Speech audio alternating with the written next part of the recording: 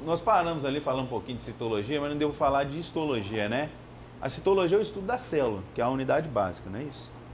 A histologia é a junção dessas células que têm funções e conformações estruturais semelhantes que formam um tecido.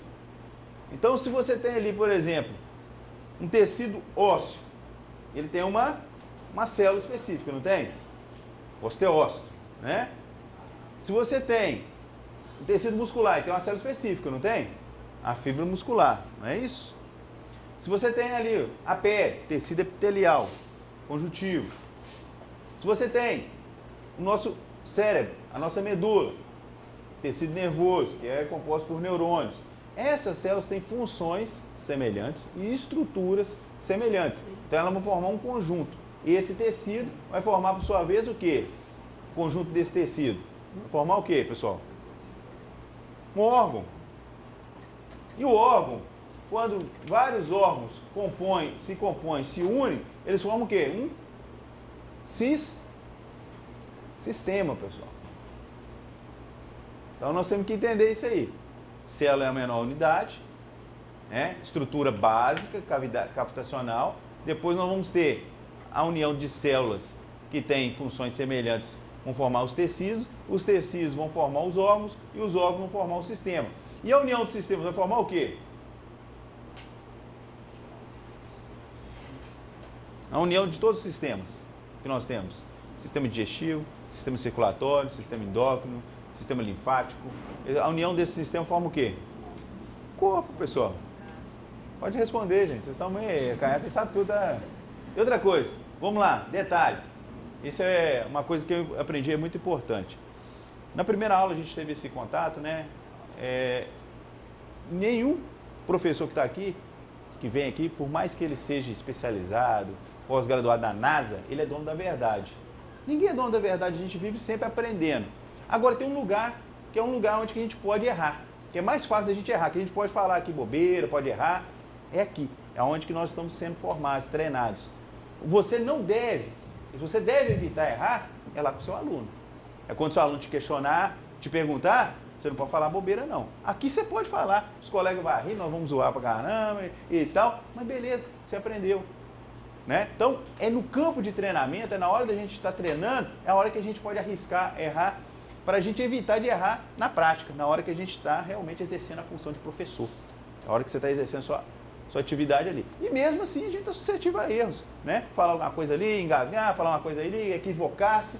Então, a gente tem que ser humilde o suficiente para entender que ninguém é dono da verdade, mas que o conhecimento ele é construído todo dia e que às vezes vale a pena a gente arriscar. E onde que vale a pena arriscar? Na hora que a gente está tendo um treinamento. Aqui a gente faz uma pergunta aí que às vezes não tem nada a ver, mas é só a dúvida. Não leva a dúvida para casa, né? Não leva a dúvida para casa.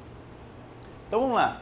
Esses órgãos, esse sistema todo, ele compõe o nosso corpo humano. Então o nosso corpo humano é muito complexo, não é, pessoal? E olha que nós começamos a falar de célula, né? Se nós podemos retroagir ali, começar a falar da bioquímica, da formação molecular, estudar as moléculas, né? Os átomos que compõem, a gente vai cada vez mais aprofundando, né, na formação, na constituição, na complexidade que é o nosso corpo humano. E a anatomia, ela vem mostrar para a gente, né, um estudo de alguns desses sistemas, principalmente os sistemas e órgãos que compõem os sistemas, não é isso?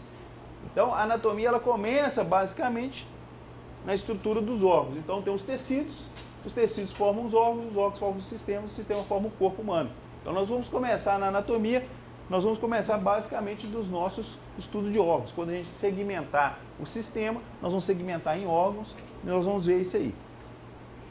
O que nós vamos estar avaliando aqui? Esse aqui é currículo, apresentação de disciplina, né? Já falei com vocês, 16 horas aulas. Introdução, que é o nosso foco da aula de hoje. Introdução à anatomia. Conceitos de anatomia, que vocês vão ter que ficar... vão ter que prestar bem atenção nesses conceitos para ficar inserido, né, na memória de vocês esses conceitos, não somente decorar, mas aprender. Posições anatômicas, isso aí vocês não vão esquecer mais. E as divisões do corpo alterações congênitas, planos e cortes anatômicos. Então, bem tranquilo, a matéria de hoje. Vamos começar com os conceitos de anatomia. Essa aqui, pessoal, é uma questão que às vezes cai muito nas provas de universidade, vestibular, às vezes quando você vai... Vestibular nem tanto, estou falando mais nas provas de formação de cursos tecnólogos superior, quando você pergunta basicamente o que é anatomia. É um conceito, é uma pergunta aberta. Muita gente erra isso na prova. Então, o pessoal não tem que errar. Você tem que aprender. Se ficar tentando decorar, chega na hora, pode dar um branco mesmo. Então, olha lá, a palavra anatomene. Então, ana significa parte. Tomene significa cortar. Cortar em partes. Anatomia. Tá? Esse é o significado do vernáculo em latim, né? Anatomia é a ciência que estuda as estruturas internas e externas do corpo humano. Então, o que é anatomia e qual que é o princípio dela? Anatomia é o estudo das partes do corpo humano que tem por foco e objetivo estudar as partes internas e externas do corpo humano. A anatomia foi estudada inicialmente por dissecação e atualmente existem inúmeras técnicas de imagem. Fala qual que é uma técnica de imagem hoje que a gente pode estudar as questões anatômicas do corpo humano? Radiologia, né? Então, através de um raio-x, né, do corpo humano. Que é outra técnica mais avançada ainda, que o raio-x já está pré-histórico. Tomografia computadorizada, que aí você vai segmentar em 3D, não é isso? Então, a gente tem hoje recursos avançados que a gente pode estudar anatomia sem precisar. Antigamente, na Idade Antiga, o único jeito era realmente fatiar o corpo ali e estudar ali as minúcias no cadáver. Então foi assim que foi desenvolvido. A fisiologia é a ciência que estuda as funções do corpo, ou seja, como as partes do corpo funcionam. Então vocês vão ter uma matéria no curso aqui de vocês, que é a fisiologia do exercício, né, especificamente. Então, essas disciplinas, anatomia, cinésio, biomecânica, fisiologia, são disciplinas que se complementam. Vocês não vão ver uma disciplina solta. Ah, isso aqui não vou usar mais na outra. Não, vocês sempre vão usar. Então, a diferença da anatomia e da fisiologia ficou clara aqui. A fisiologia é o quê? É ciência que estuda o quê? Funções, não é isso? O funcionamento, como é que funciona isso? Como é que esse órgão age?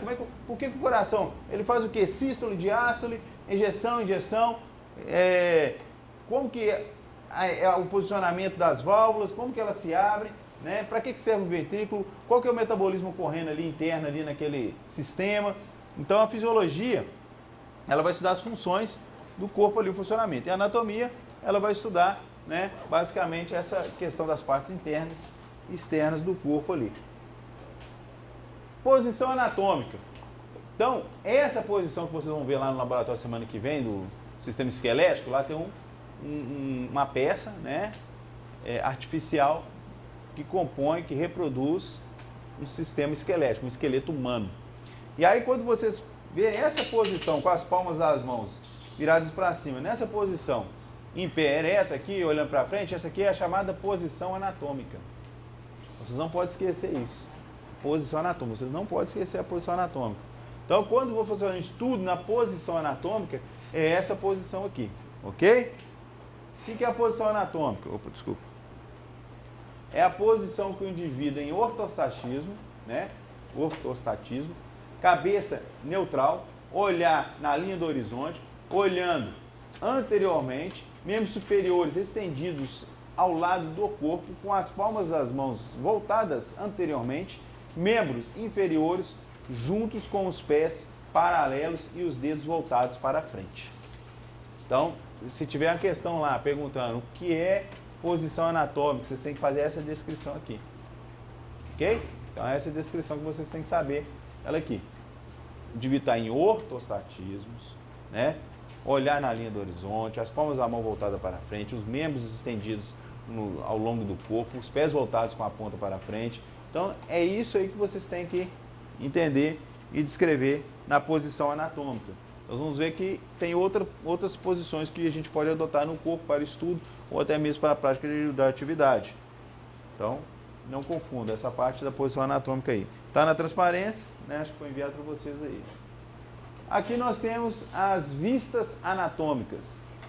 Quando eu falar a parte anterior do corpo, sempre eu vou estar falando a parte frontal, a parte da frente ali, ó, a parte anterior. Você está vendo? Essa parte aqui. A vista lateral e a vista posterior. Então, essa aqui é muito fácil. Nós temos essas três divisões. A vista anterior, vista lateral direita ou esquerda e a vista posterior, que é a parte de trás, né, do corpo humano. As principais partes do corpo. Isso aqui, vocês têm que saber isso aí, muito bem fundamentado, essas partes do corpo humano. Então, cabeça. A cabeça, ela é complexa, né? Ela vai até ali na linha do pescoço. Então, a gente sabe que aqui nós temos o que aqui, ó? No pescoço nós temos as vértebras. Essas vértebras são chamadas geralmente de vértebras cervicais. Não é isso? Então, tem uma vértebra cervical que ela é a base, ela trabalha ali em conjunto com a caixa craniana.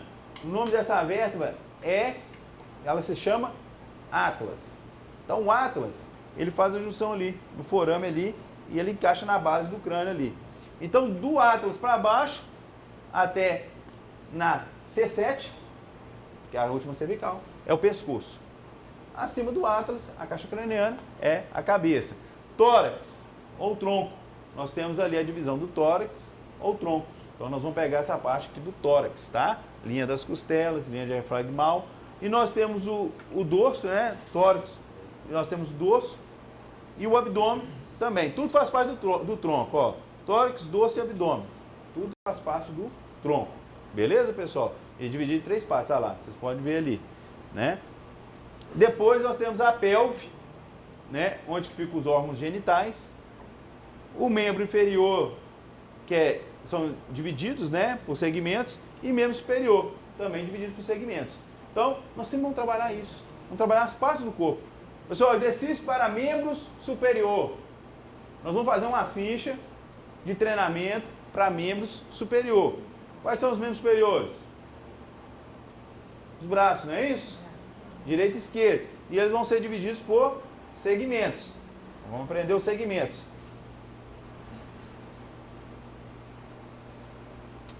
Bom, agora nós vamos falar um pouquinho de alterações na formação do indivíduo.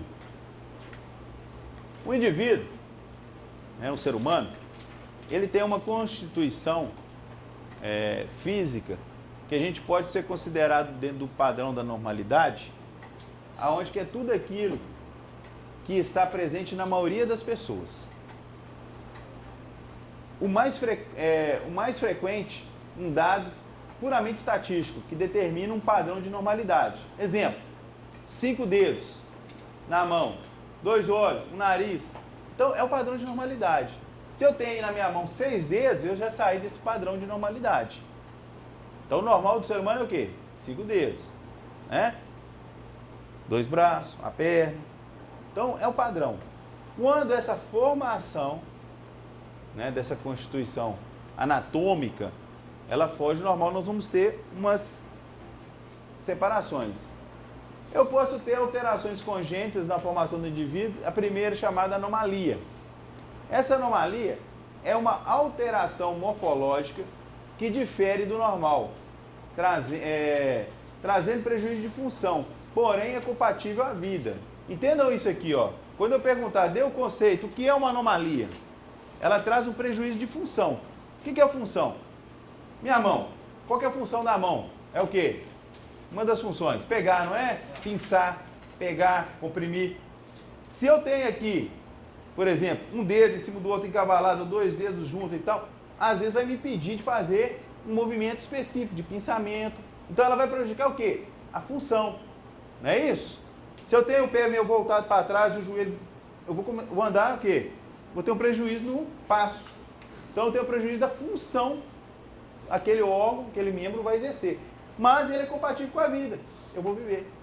Vou viver dentro das minhas limitações, mas eu vou ter uma vida ali. Então, é esse exemplo que vocês têm que ter. É só entender isso aqui. É uma alteração morfológica que difere do normal, trazendo prejuízo de função, porém compatível à vida. Isso é uma anomalia. Anomalia anatômica. Beleza? Já na monstruosidade, que é essa variação congênita, eu tenho uma alteração morfológica que difere do normal, trazendo prejuízo de função e sendo incompatível com a vida. Aí essa alteração que se dá na formação do feto ali, na alteração da formação genética e constituição do indivíduo, ela já não é compatível com a vida. Exemplo, anencefalia, né? A anencefalia é a má formação ou não formação, quer dizer, do cérebro. O indivíduo ele nasce, tem toda a formação, mas ele não tem o cérebro ali desenvolvido na capacidade funcional dele. Então, ele não vai sobreviver. É um indivíduo que não vai sobreviver. Tem crianças que nascem com formação interna, que o coração só tem uma cavidade, não tem as duas, então quando ele começar a utilizar daquilo ali, não vai sobreviver, nascem alguns órgãos funcionais fundamentais. Então isso aí é chamado de monstruosidade. Essas são N monstruosidades que pode ter e elas não são compatíveis com a vida. Então, basicamente o que a gente tem que entender é esse gráfico aqui, ó. Eu tenho variações anatômicas, né, que são as alterações congênitas na formação do indivíduo. Não existe prejuízo de função. Anomalia e monstruosidade. Anomalia, alterações morfológicas que causam prejuízo de função, e monstruosidade, não é compatível com a vida. No caso da variação anatômica, que não tem prejuízo de função, é as variações do indivíduo. Por mais que a gente tenha um padrão normal, mas cada um tem um tipo de variação. Uma orelha é formada de um jeito, né? Tem uns que têm a orelha de abano, outros têm uma orelha menor, né? O comprimento de um determinado segmento corporal, né? A estrutura da formação da concavidade do pé, uns tem pé plano, outros pé côncavo. Então isso aí são as variações anatômicas, isso é normal de cada indivíduo, que nos dá a nossa qualidade individual, né? A individualidade biológica. Cada ser é diferente, cada um é diferente. Ninguém é igual, nem os sósias, né? Vocês falam que tem uns sósias aí, nem os gêmeos 100% ali, eles têm uma pequena variação de diferença anatômica, em alguns detalhes, mas todo ser humano, ele é um indivíduo único e complexo na sua formação. Então ele pode ter uma variação anatômica, que isso é normal. Todos nós aqui temos variações, certo? Seus alunos vão ter variações N. Agora, dentro dessas variações, ele pode ter alterações congênitas, que diferem entre anomalia e monstruosidade, né? E a anomalia, a gente vai ter que trabalhar com essa questão também. Quando se trabalha com alunos que são portadores de algumas anomalias, vocês têm que se adaptar, né, para entender qual que é essa anomalia, qual que é o prejuízo de função anatômica que o seu aluno vai ter, para que você consiga fazer uma adaptação para poder prescrever uma atividade física para ele ali, seja na academia de musculação resistido, um exercício resistido, exercício de força, de acordo com os equipamentos. Em todos os equipamentos hoje que são produzidos dentro das grandes academias, em toda a parte do mundo, é desenvolvido para quem? Para indivíduos o quê? Normais, não é isso? Você vai chegar na academia, isso aqui é um aparelho de supino para quem só tem um braço, né? Tem uma amputação do braço. Então, as academias não fazem isso. E aí que está a diferença. Muitas vezes, quem vai fazer essa parte e esse trabalho é o profissional.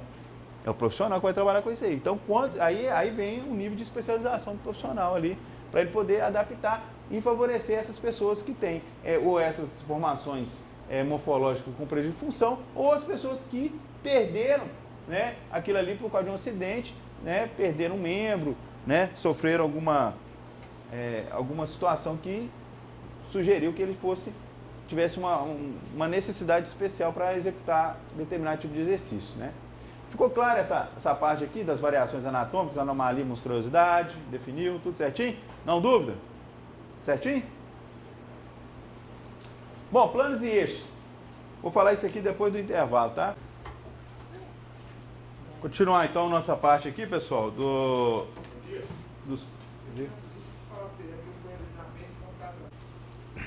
Então, pessoal, planos e eixos. Vamos entrar nessa parte aqui, vamos até aproveitar que essa parte é curta, mas vamos bater bastante, aí a gente não precisa ficar voltando isso aqui. O plano. Os planos são cortes imaginários que atravessam o corpo humano. Então, imagina uma divisão tridimensional do corpo humano. Tá vendo aqui? Você vai dividir o corpo tridimensionalmente em planos e eixos. E o que nós vamos ter aqui os planos, né? Eles atravessam o corpo fazendo a segmentação por parte. Como se fosse, por exemplo, na nosso estudo anatômico hoje, que nós falamos da tomografia computadorizada, né? Nós temos a ressonância, né, magnética. Então, nós temos tecnologias que vão segmentar o corpo. Quando você faz uma tomografia, você pega ali, vem, por exemplo, faz uma tomografia do seu pulmão. Ele vem lá tridimensionalmente, tudo cortadinho, tudo delimitado, 3D. A tomografia permite que você vai fatiando aquele órgão ali para você ver onde que tem um tumor, se tem um tumor, se tem um problema, se ele está com um quadro respiratório edêmico. Então você vê o órgão todo e o sistema todo em tridimensional nesses cortes e planos e eixos. É isso que a gente vai entender agora aqui, esses planos e eixos. Os eixos são linhas imaginárias que recorrem sobre o corpo em determinada direção. São perpendiculares aos planos. Então, quando vocês tiverem dúvida do eixo, é só lembrar que ele é perpendicular. E aí vocês vão saber para onde que o eixo vai movimentar, qual que é a linha de direção do eixo que é perpendicular ao plano. Ok? Movimento é o ato ou processo de mudança da posição em relação ao ponto de referência. Então, o movimento, a gente vai ter que ter o ponto de referência, tá? Sempre lembrando que o movimento é o ponto de referência. E o eixo, ele vai ocorrer nas direções perpendiculares ao plano. Dito isso, matematicamente, né, geometricamente, nós vamos passar para a definição para ficar um pouco mais fácil para vocês agora. Planos, eixos e movimentos anatômicos de definição. Plano vertical, que divide o corpo paralelamente ao plano mediano em sentido longitudinal. Então, quando eu tenho, né, falar sagital, plano sagital, né, vocês vão fazer um determinado exercício que vai favorecer, né, um movimento num eixo que eu tenho como referência um corte longitudinal. Então, eu tenho o plano sagital. Então, esse plano sagital, ele vai dividir o corpo paralelamente. Então, vou pegar e dividir o corpo paralelamente ao meio, num plano mediano. Então, essa linha aqui, ó, que vai cortar, e esse corte nós vamos ver que não é um corte 100% simétrico, não tem como ter essa simetria total no corpo, mas ele é um corte que vai segmentar, vai dividir o corpo ao meio em duas partes, no sentido longitudinal. Né? Não divide o corpo em partes iguais, entretanto divide direito e esquerdo. Entendeu, pessoal? Não em partes simetricamente iguais, mas direito e esquerdo. Então tem uma divisão longitudinal, onde que eu vou favorecer a divisão direita e esquerda. Sagital, por que vem esse nome? Aqui no meio do crânio nosso, nós temos uma divisão. Vocês sabem que os ossos do crânio são vários ossos que compõem o nosso crânio, né? Não é uma caixa rígida, dura. Nós temos uma formação. Então passa aqui uma sutura sagital, que é uma divisão. Essa sagita é que divide o nosso crânio no meio. A partir dessa divisão que tem na caixa craniana, né, da sagita, é que você vai definir como sagital. Então ele divide o corpo em duas partes, direito e esquerdo. Então, sagital, divisão longitudinal, direito e esquerdo.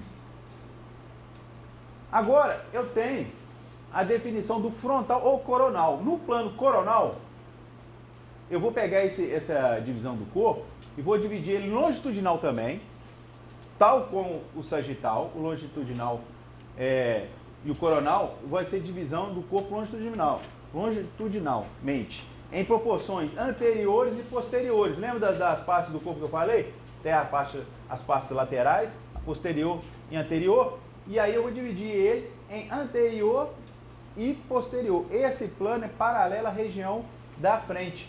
Então, é como se eu dividisse o corpo ao meio aqui agora, né?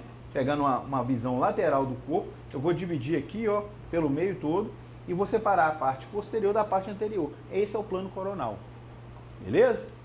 Então, plano coronal ou frontal, sem dúvida. O plano transverso. No plano transverso, eu tenho a definição que o plano, né, horizontal, aí já é uma divisão horizontal e não longitudinal, em que divide o corpo transversalmente em parte superior e inferior. Essa é a mais fácil, né? Então, o plano transversal, quando eu falar divisão no plano transverso, eu vou segmentar esse corpo, né, em parte superior e parte inferior. Então, é uma divisão horizontal. Então, é o plano transverso, ou transversal. Dito isso, sabendo dos planos que nós temos, quais são eles? Sagital, frontal coronal e transverso ou transversal. Ótimo. Sagital, né? Então você tem aqui o nosso plano sagital. Ele divide em direita e esquerda, não necessariamente em partes iguais, mas em direita e esquerda.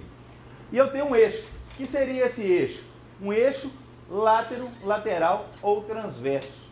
Então, quando eu tenho esse plano, eu tenho um eixo látero, lateral ou transverso.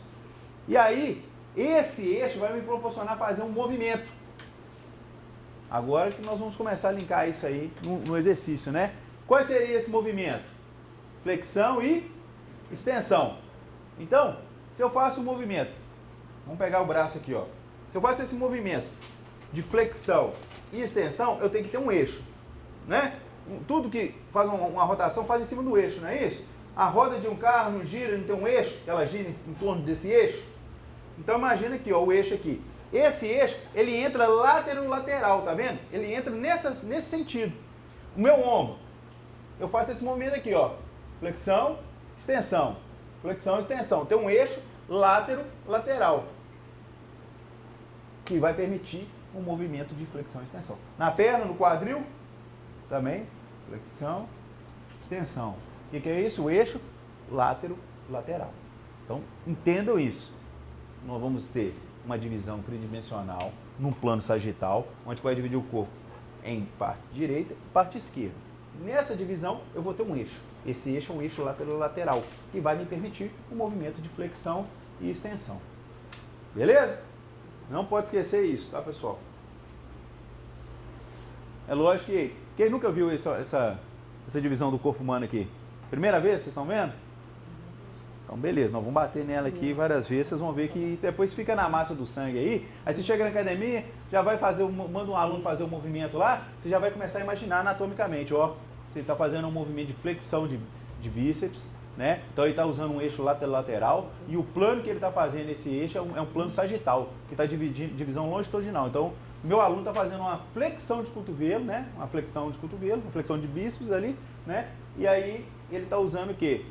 Um plano sagital, um eixo lateral e um movimento de flexão ou extensão. Agora, no coronal, que vai dividir em parte anterior e posterior do corpo, longitudinal, eu tenho um eixo chamado antero-posterior, tá? Ou sagital. Então, esse eixo antero-posterior é que vai me permitir fazer um movimento chamado de abdução ou adução. Então vamos lá, vamos exemplificar isso aqui. Plano coronal, parte frontal e a parte posterior. Dito, o eixo.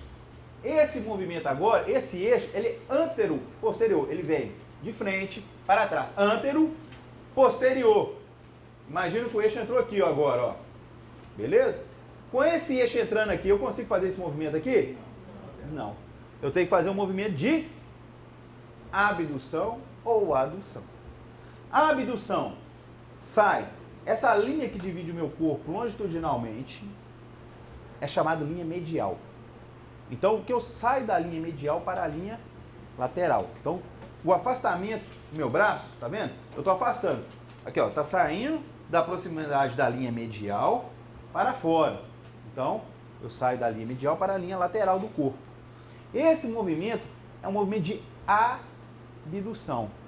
Vamos lembrar, eu decorei esse negócio na faculdade, foi com aqueles, eu assistia muito na época, eu não sei da época de vocês aí, Arquivo X, aquele negócio de alienígena. Abduzir. O que é abduzir? Quando vem lá a nave espacial, bate um raio, puxa o ser humano da Terra para a nave, tá abduzindo, né? Abduzir, para fora, puxar. Então, esse é o movimento de abdução. Quando você for montar uma ficha, vai fazer assim, ó, você vai fazer um movimento de execução no plano coronal, você vai fazer uma abdução de ombro, tá? Com o halter, você vai colocar 10 kg de cada lado do halter dele, e ele vai fazer esse movimento aqui, ó. O que é esse movimento? A abdução lateral de ombro. Então, vocês vão começar agora a entender isso, vão transferir isso para a biomecânica, para a cinesiologia, né? e para o treinamento físico de vocês. Então, quando estiver fazendo movimento, vocês vão pegar essa disciplina teórica e começar a enxergar isso na academia de vocês, no exercício que vocês treinam, no exercício que vocês estão ministrando. Então, o coronal, ele tem um eixo antero-posterior e o movimento dele é abdução e adução. Fácil, como mel. Não vai ser ajuda profissional, não. Olha lá, nós temos agora o transverso.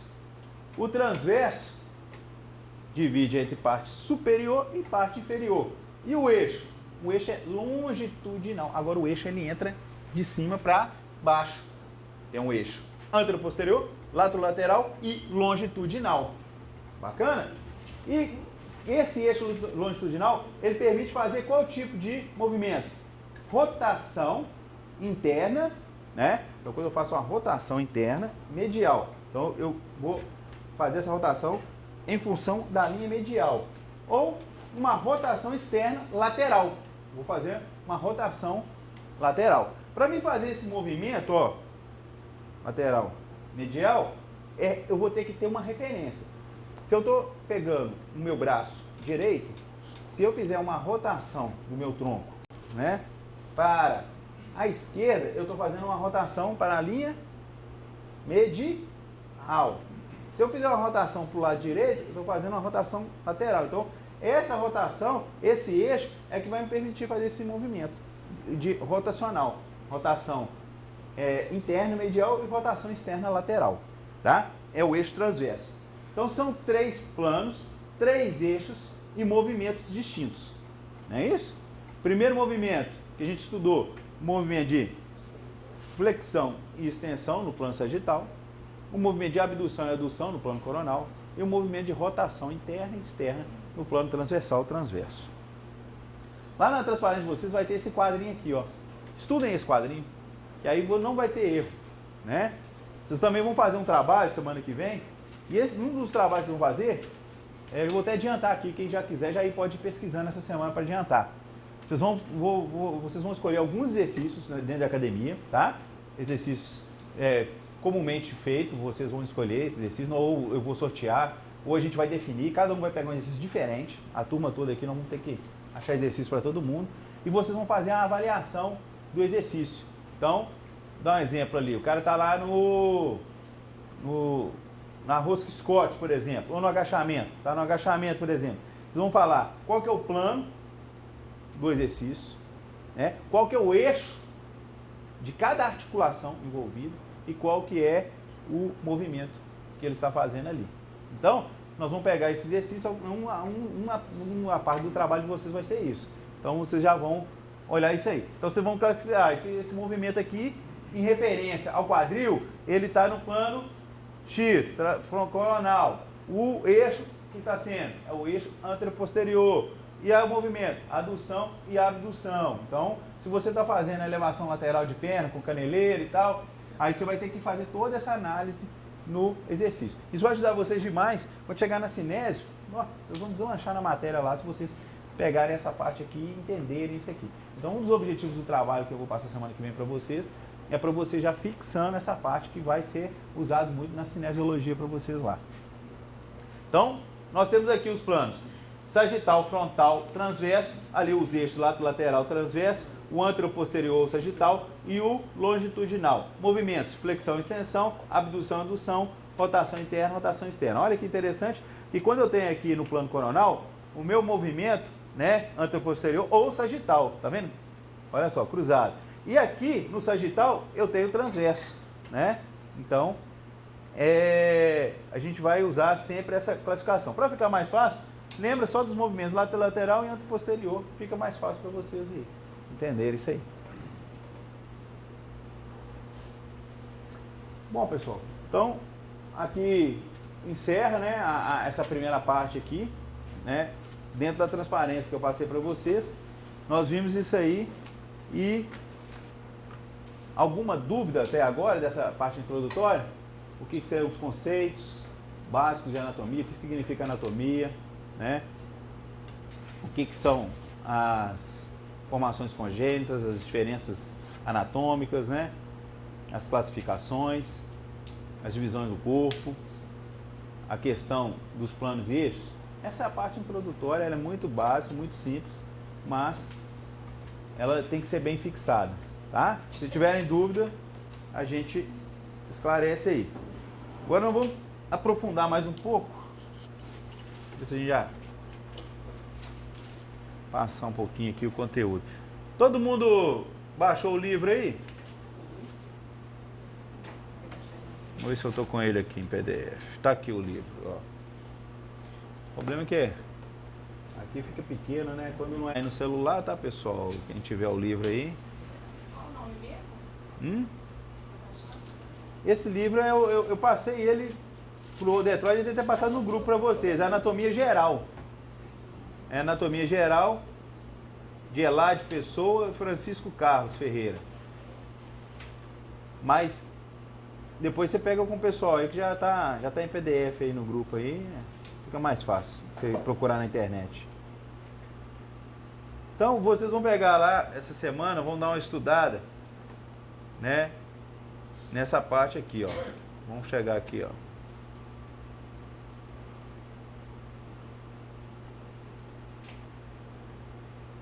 Ele tem toda a matéria, interessante que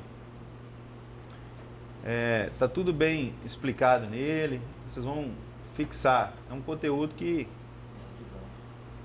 vai agregar vocês aqui, ó. Então ele vem, é um livro bem didático, tá? Esse livro ele é feito para cursos na parte de educador físico mesmo, né? Na parte da formação de educação física, as partes de treinamento. Vou dar um zoom maior aqui, tá? Pai já passou do limite. Aqui. Então vem falando da anatomia, né? Que é o ramo da biologia que estuda os sistemas do corpo humano, funcionamento dos mesmos, né? E aí ele vem em negrito aqui, vai falando da fisiologia humana, bacana, vem uma referência.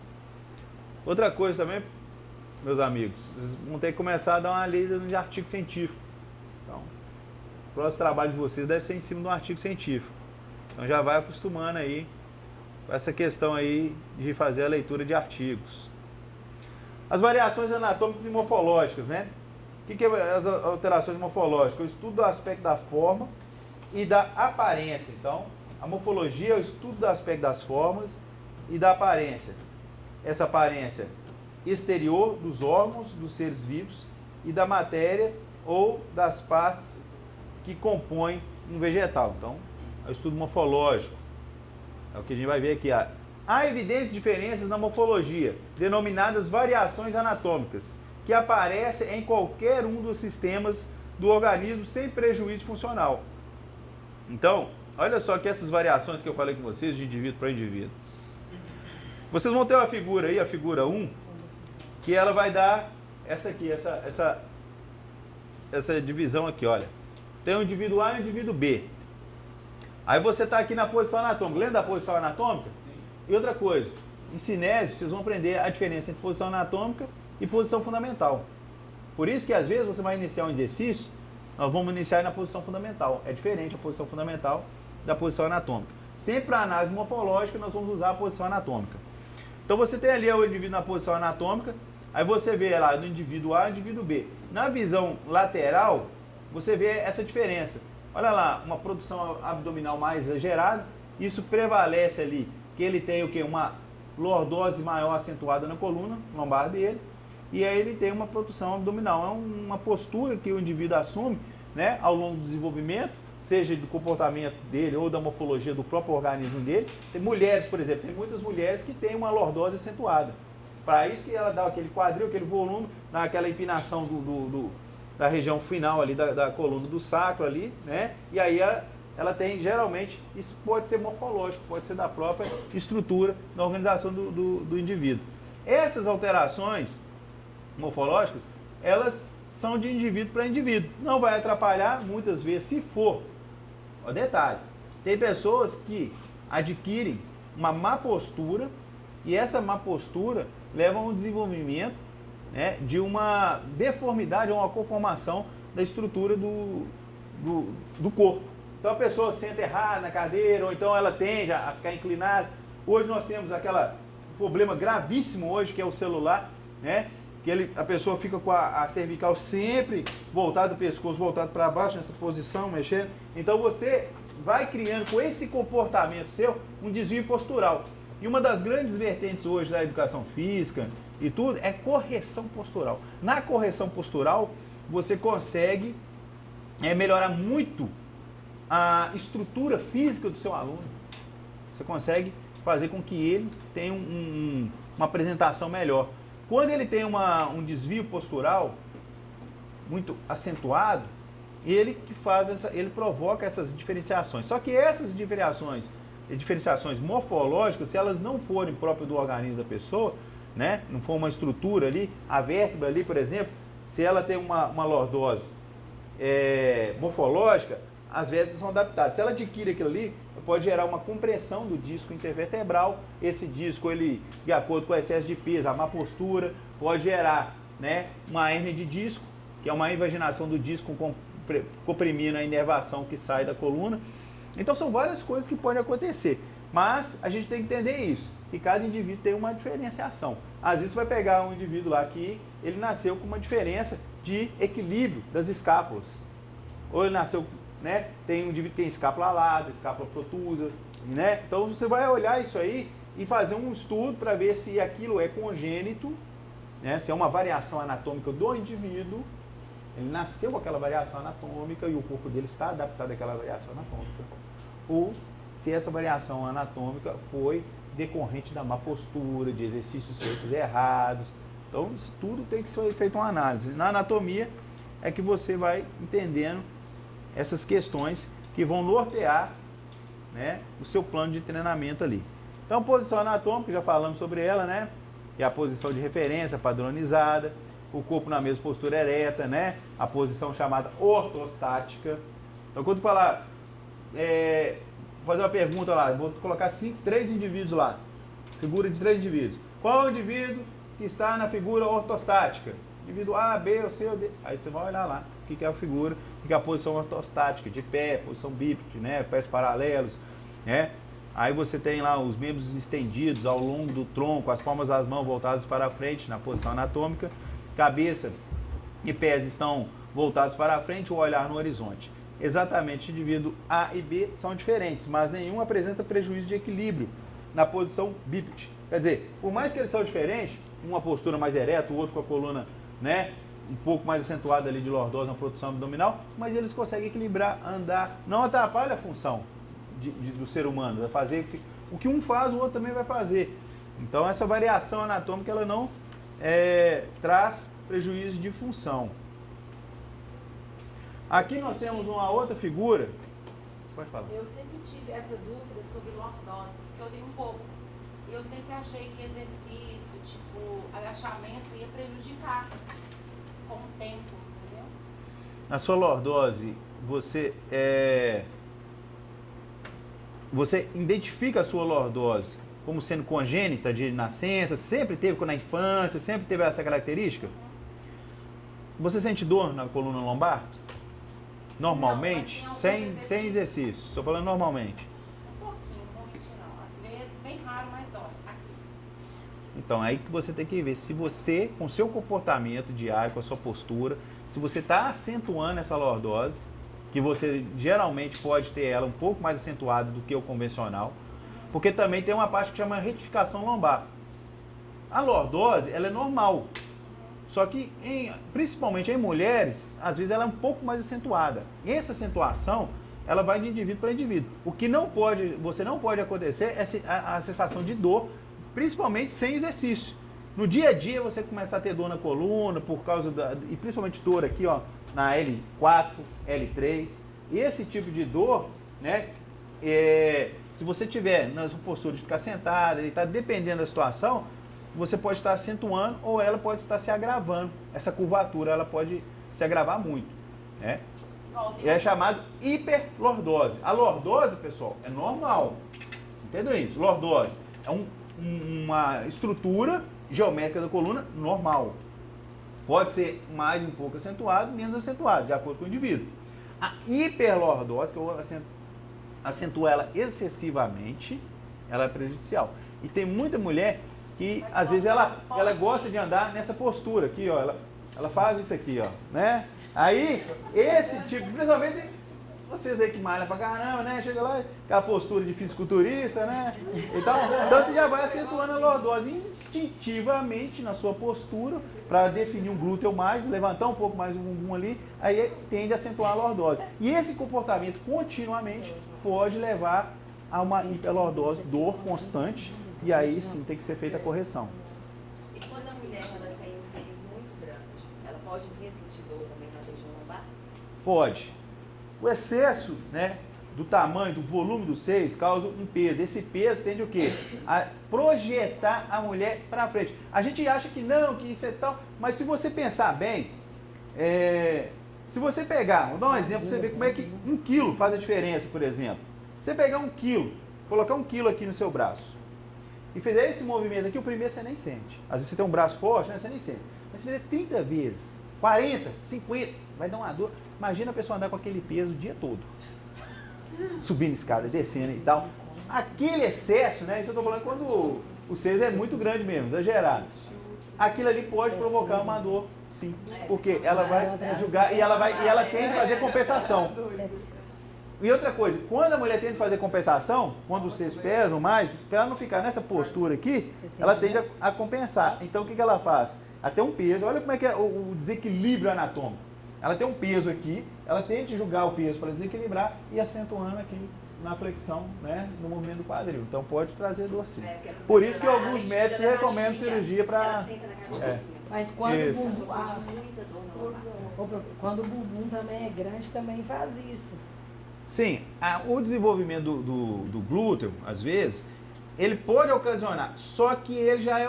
Isso quando a pessoa treina, ou quando ela... Não estou falando aquela pessoa que tem um glúteo exagerado, porque a mulher tem duas formas. A ginoide, né, que é a forma que... A mulher ginoide é quando ela tem um quadril largo, muito largo, tá? Quando ela tem um quadril muito largo, ela tem uma estrutura na lombar dela para suportar aquilo ali, tá? Então pode ser natural. Agora, quando a pessoa realmente ela adquire ali, treinando e tudo mais, ela pode também adquirir um volume maior de glúteo, né, no treino físico. Mas esse volume, por treino, o próprio músculo já estabiliza o quadril. Então, praticamente, a gente não vê muito a mulher que tem um glúteo treinado ali e tal, e volumoso, como um risco para acentuação e dores na coluna, não. Né? Isso aí vai depender. Agora, esses casos, pessoal, que vocês estão relatando e tudo, isso aí é de indivíduo para indivíduo. É igual você falou, a casa da sua colega lá, ela é baixa, né? Estatura baixa e tem um volume de seios muito alto. Então, realmente, você pode ajudar ela no treino? Pode. O treino pode ajudar. Mas, geralmente, quando o volume é muito grande, o próprio médico vai falar assim, olha, o ideal é você fazer uma redução da glândula mamária. Só que o professor da noite fala, não, isso aí é porque ela não treina o core, enfim. Ela falou, não. Não, treinar o core vai ajudar, mas não é que vai resolver 100% o problema dela, não. Entendeu? Agora, entre uma pessoa que não tem condições, por exemplo, de fazer, apesar que a redução mamária, pessoal, já não é nem considerado muitas vezes, em muitos casos, nem estética, né? É uma questão de saúde, tá? Mas, se ela não tem condições de fazer, o fortalecimento do core e a correção postural dela ajuda muito, né? Mas, às vezes, ela já está com um problema. Ela já está com uma lesão, que eu falo, uma inflamação na coluna de acordo com a postura compensatória dela. Ela fica compensando demais. E toda vez que ela fica compensando demais, ela está forçando a lombar dela ali, né? Então, assim, é um caso a ser analisado, orientar, conversar com ela, entendeu? Ver se ela... Eu gosto muito de treinar posterior. Então, Justamente por isso. Ela tem muito movimento de flexão de tronco, isso. né? E pesa Ela tá demais. sentindo, no outro dia ela não tá aguentando nem. Tem que fazer uma correção postural global com ela. Um RPG, primeira coisa é um RPG. Depois, você trabalhar com alongamento. Bastante alongamento para soltar um pouco as fibras musculares, para ela conseguir ter uma flexibilidade maior, para ela poder fazer exercícios posteriores de flexão de tronco.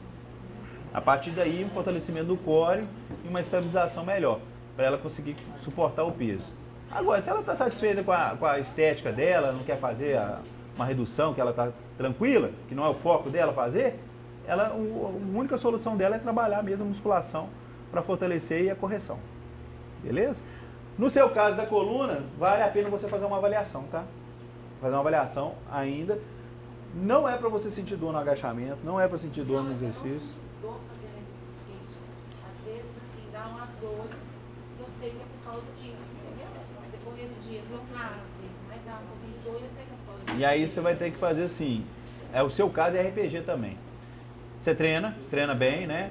E o que a gente faz, pessoal, geralmente, a gente faz uma pequena parte da fração das 24 horas.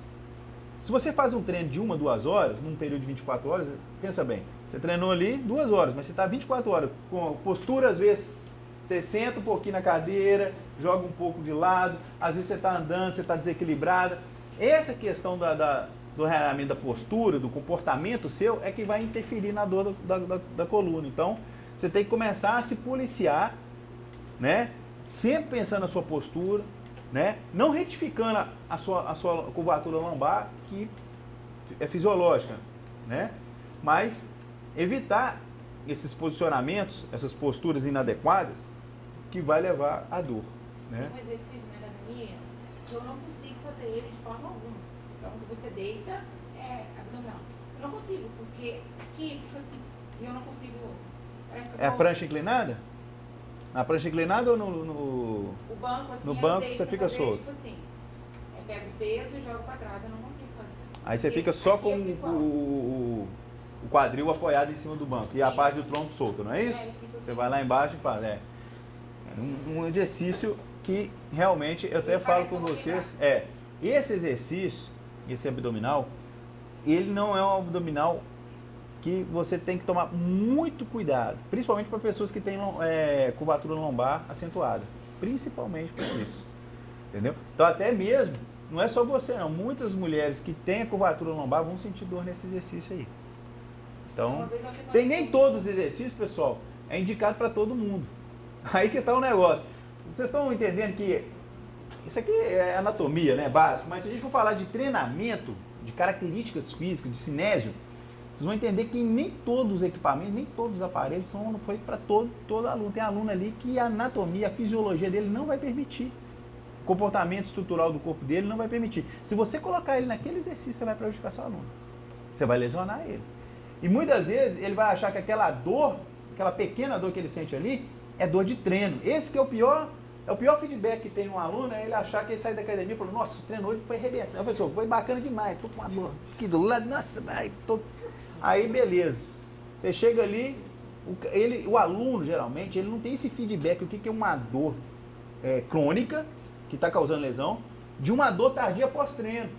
A dor muscular, né? Que vai passar, ele vai recuperar e vai voltar mais forte. E a dor crônica, ele vai começar a sentir aquela dor ali mesmo depois do exercício, né? E de quem tem desvio de coluna? Principalmente você precisa de um laudo. Eu não treino ninguém com desvio de coluna sem laudo. Entendeu? Você pode prejudicar demais o seu aluno, você pode acentuar. Se ele tiver uma cifose, uma escoliose, né? Então você tem que avaliar teu laudo dele. Qual que é o desvio de coluna? Geralmente o ortopedista, o médico dele, ele vai ter as limitações, ele vai falar as limitações, entendeu? Do tipo de exercício que ele vai poder fazer. Então ele vai falar com você nesse modo, ó. Então você vai fazer um exercício de flexão, extensão, abdução lateral, flexão de tronco. Ele vai falar os exercícios que são contraindicados, principalmente naquela patologia do seu aluno. Principalmente se ele não tiver como fazer uma cirurgia corretiva, ele vai ter que fazer um treinamento. Então, muitas vezes a gente recebe aluno que vem da fisioterapia.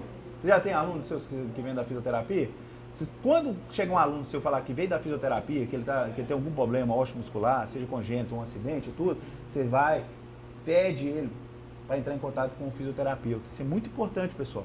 A gente hoje tem que trabalhar como equipes. A gente não trabalha no universo individual, não. Nós, como treinadores físicos, a gente tem que ter essa consciência que existe várias pessoas que contribuem para o processo de formação. Vocês que treinam, por exemplo, uma boa dieta é 70% do seu ganho, do seu corpo, não é isso? Da sua estética. Então, hoje a gente trabalha, tem que saber ali o que o nutricionista está passando. O nutricionista tem que conversar com o seu treinador para saber o volume de exercício que você está dando, para saber qual que é a fonte energética que ele vai trabalhar antes do exercício para o seu aluno não ter uma hipoglicemia. O que ele vai recomendar para ele comer depois do treino, para saber o que ele vai ter um aporte para recompensar o gasto que você teve, de acordo com o volume de exercício que você deu, de acordo com os grupos musculares. Você vai ter que ter um contato direto com o fisioterapeuta do seu aluno que chegou com uma lesão ou pós-lesão no seu treino para fazer. Às vezes tem um aluno ali que ele teve um acidente, lesionou, né, quebrou o fêmur. Aí ele veio de uma fisioterapia. É interessante demais você falar assim, tem como, não, você tem um laudo do seu fisioterapeuta, o que você fez lá? Ah, eu fiz esses exercícios. Então, você praticamente vai continuar aquela sequência até levar seu aluno à normalidade novamente, porque o objetivo dele ir para a academia é que ele quer voltar a andar normal. Às vezes o cara jogava bola, andava de moto e tal, ele quer voltar àquilo ali. Só que se você pegar e tratar ele sem analisar os antecedentes, sem analisar o treinamento fisioterápico dele, sem analisar os laudos dele, você pode cometer um erro. E não porque você quer cometer o erro, é porque às vezes você não vai ter uma informação que é fundamental para você fazer o planejamento do treino. Isso é verdade, eu já quebrei o fêmur e o joelho também, fratura exposta na patela, foi fisioterapeuta, depois foi para musculação aí, de acordo que eu fui recuperando, que eu passei a fazer exercício com cardio, hoje em dia eu faço agachamento com negócio. Excelente, porque tudo teve um processo gradativo, né? Eu já conheço pessoas que não foram infelizes nesse caso, igual o seu caso, tiveram fratura, aí fizeram a fisioterapia, achavam que já estava bom, o cara forte, aí foi para academia, chegou na academia e começou a colocar a carga antes do tempo, aí provocou lesões subsequentes e fez compensação na outra perna, por causa da outra perna, aí desenvolveu desgaste. Então assim, tem pessoas, então isso tem que ser importante, vocês têm que avaliar essas questões, né? Igual aqui, ó. Nós temos a apresentação de órgãos internos que são diferenciados. Por exemplo, olha o estômago, de um indivíduo para o outro. Você não enxerga, mas ali dentro há uma diferenciação do tamanho, do volume, da formação do órgão. Isso pode ocorrer internamente ou externamente. Então são as variações do indivíduo. Tem indivíduo que tem, você vai falar, isso aí a gente fala muito, era um conceito que todo mundo fala, esse cara aqui não consegue definir um abdominal porque tem estômago alto, estômago baixo, né, tem um volume alto. É uma variação anatômica do estômago do indivíduo, que às vezes impede ele de ter, né, aquele trabalho abdominal que ele vai deixar totalmente. Às vezes ele não tem percentual de gordura dele é baixo, às vezes ele tem uma fibra boa, mas ele chega ainda a ter um volume, uma distensão, né, do abdômen ali de acordo com o volume das vísceras, dos órgãos internos, entendeu, dele, seja do intestino e tal. Então isso aí a gente tem coisas que você não vê, que está interno, os órgãos internos, as variações dos órgãos internos do indivíduo, né? E que estômagos diferentes. O primeiro alongado, com grande eixo vertical, o segundo mais horizontal. E mesmo assim, os dois estômagos executam os fenômenos digestivos normalmente. Ou seja, existe uma variação de forma, sem alterar a função. Outra coisa que acontece aqui nas artérias, olha lá, tem a artéria que vai dividir embaixo, depois da fossa coclear aqui, na divisão do cotovelo, né? Na articulação do cotovelo para baixo, da articulação do cotovelo, tem artérias que vão começar a divisão em cima, né? Após a saída aqui da articulação do ombro. Então isso aí, a função é a mesma. Ela vai irrigar, vai fazer o transporte sanguíneo até os músculos, né? Vai até o osso. Só que essas são as variações. Cada indivíduo tem suas variações. Quando essas variações morfológicas têm perturbação funcional, são denominadas anomalia. Por exemplo, um indivíduo que nasce sem um olho, ou com um olho, sem um olho, além de ter variada a forma, ainda perdeu a função que o olho desempenharia. Então, esse caso ali, ele já teve um prejuízo, né, na função. Tá? Então, na visão dele já está prejudicado. No caso que eu falei ali da anencefalia, é uma condição característica pela má formação ou ausência do cérebro na calota craniana. Os rudimentos do cérebro, se existem, são cobertos por ossos. Embora o termo sugira a falta total de cérebro, nem sempre é isso. O que acontece muitas vezes é a falta das partes mais importantes do cérebro. É o que eu tinha explicado no início ali para vocês ali. Tem um artigo aqui embaixo no livro, depois vocês podem entrar aqui, copia esse link, joga no Google, né? Vocês vão ver esse artigo aqui sobre a anencefalia e vai especificar bem para vocês entenderem isso aí. Aqui, olha só que interessante, essa classificação aqui, ó, não foi feita na transparência, mas é importante vocês verem. A gente tem essas variações anatômicas e muitas vezes o camarada ele tem né, um corpo ali que ele não vai conseguir desenvolver muito bem, mas ele quer ser o Arnold Schwarzenegger. Então você tem que chegar para ele e falar que você não faz milagre, primeira coisa, né? Segundo, que você não é o farmacêutico que vai recomendar para ele os recursos ergogênicos, para ele chegar lá. E terceiro, que a estatura e a genética do tamanho da estrutura óssea, da composição, né? Da compleição física dele não vai nunca chegar ali. Então, assim, primeira coisa que você tem que chegar para o seu aluno é ser sincero com ele e falar, até aqui, até esse cara aqui você vai, desse para cá você não vai, entendeu? Então, é isso que é importante. Então, você vai lá, tem indivíduos que são característicos de 3 formas que a gente fala lá. O brevilíneo, o mediolíneo e o longilíneo. Então, brevilíneo é aquele indivíduo mais baixo. Realmente, a estatura dele abaixo de 1,65 m. E essa classificação abaixo de 1,65 m, ela era uma classificação até muitas vezes utilizada para concursos na área militar, tanto que seja de Forças Armadas, polícia, o indivíduo tinha que ter 1,65 m para cima para passar nesses concursos de segurança, etc. e tudo. Então, o cara que tem essa estrutura mais baixa, né, abaixo de 1,65 m, ele já é classificado como brevilíneo. Brevilíneo, beleza? O mediolíneo é um indivíduo mediano. Brasileiro, geralmente, o brasileiro está nessa característica de mediolíneo, né? Então, ele varia ali acima de 1,65 m, 68, 70, até 1,80 m, 85 ali, está dentro dessa característica. E o longilíneo é aquele indivíduo mais alongado, tem o tórax mais comprido, os membros, né, superiores, então ele é o longilíneo. Então, essas aqui são as características que a gente tem lá. Brevilíneo, indivíduos mais atarracados, em geral baixos, pescoço curto, tórax de grande diâmetro, tanto posterior, membros curtos e com relação à altura do tronco. Os mediolíneos apresentam características intermediárias aos 2 tipos extremos. É aquele indivíduo mais balanceado. Ele é mais dividido, o corpo dele é mais estrutural. Esse indivíduo, quando você chega lá e classifica seu aluno como um mediolíneo, você consegue resultados muito bons com esse indivíduo, com essa composição corporal anatômica dele. Entendeu? Você consegue trabalhar aquele indivíduo e você consegue moldar ele e ele consegue resultados muito, muito mais significativos. E os 2 extremos, tanto o brevilíneo quanto o longilíneo, o brevilíneo, por exemplo, é aquele indivíduo mais atarracado, ele vai ter muito volume, mas vai ser muito mal distribuído, vai ser socado. E ele vai perder algumas definições. Para a definição, por exemplo, esse indivíduo ele é complicado. Você tem que é um trabalho muito complexo. Já o longilíneo, ele também tem uma dificuldade que ele é muito grande, as fibras dele são muito alongadas, entendeu? Ele é um cara grande, às vezes vai ser forte e tudo, mas para você conseguir aquele volume, aquele contorno do músculo, também fica mais difícil, né? São indivíduos magros, em geralmente altos pescoços longos, tórax muito achatado, anteposterior com os membros longos em relação à altura do tronco. Então, tanto o breve quanto o longilíneo é uma estrutura corporal que não é tão bem dividida, tão bem balanceada quanto o mediolíneo, não é isso? Então é importante essa classificação anatômica aí. É. Isso aí. Aí o brevilíneo, aí vocês estão tendo aqui a noção, né? Esse aqui é um idoso, também um outro idoso, a diferença deles, né? Da composição do tronco.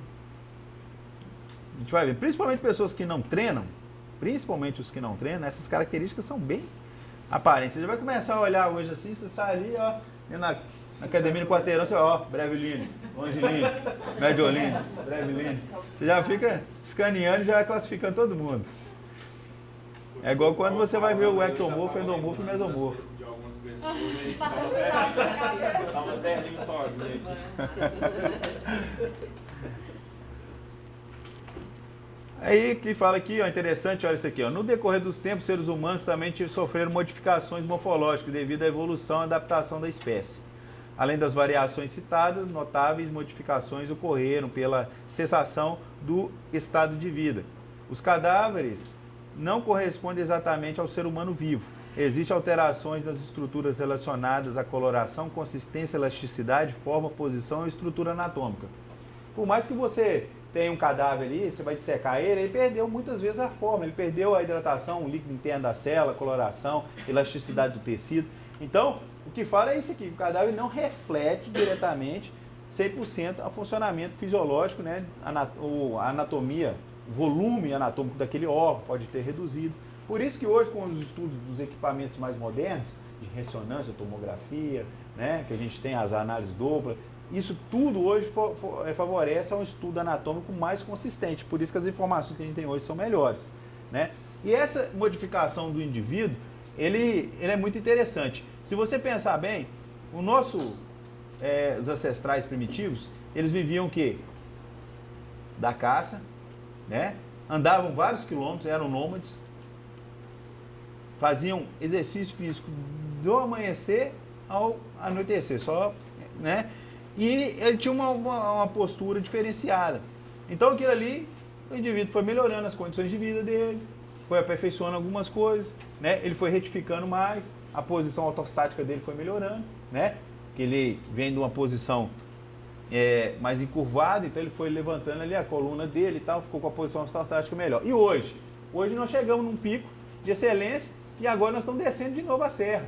Então o cara fica mais prostrado, celular, sentado. A vida cotidiana hoje, com as facilidades tecnológicas e o meio que a gente vive, ela vem favorecendo muito a uma retroceder, exatamente. Ela vem retrocedendo essa posição ortostática mais bípede do ser humano e vem trazendo esses problemas. Então essa deformação, ela vai ocorrendo e essa transferência desse material genético é o problema. Porque eu não estou falando com vocês de 10, de 40, de 50, né? Falando de 100, 90, 100 anos para frente, tudo que você vai assumir nessa carga genética sua, a postura que vocês vão assumindo e tal. Quer um exemplo, por exemplo, que vocês vão entender aqui? Alguém já teve, ou alguém já viu alguém que teve crise de apendicite? Você já teve ou viu alguém? Meu irmão. Seu irmão teve. Gente, o que é o apêndice? No nosso intestino grosso, né, ele tem, na curvatura dele final lá embaixo, ele tem uma ponta chamada apêndice. Tá? Para que serve esse apêndice? Para nada, para dar dor, para inflamar e dar cirurgia, exatamente. Esse apêndice é uma involução no sistema que era utilizado antigamente pelos nossos ancestrais.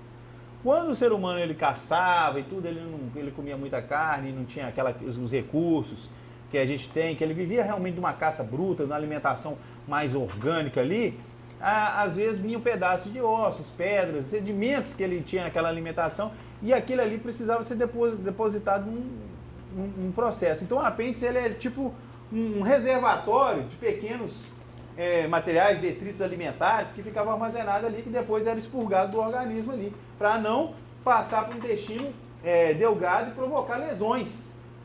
O corpo nosso sempre foi muito perfeito, tá, pessoal?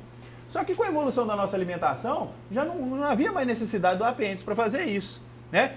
Igual a galinha ali, ela fica ciscando, comendo o milho, comendo areia, todos esses animais, eles têm desenvolvido essa questão do apêndice, que é uma retenção desses detritos, né, desses sedimentos, que pode lesionar o sistema digestivo se passar para frente ali no processo digestório.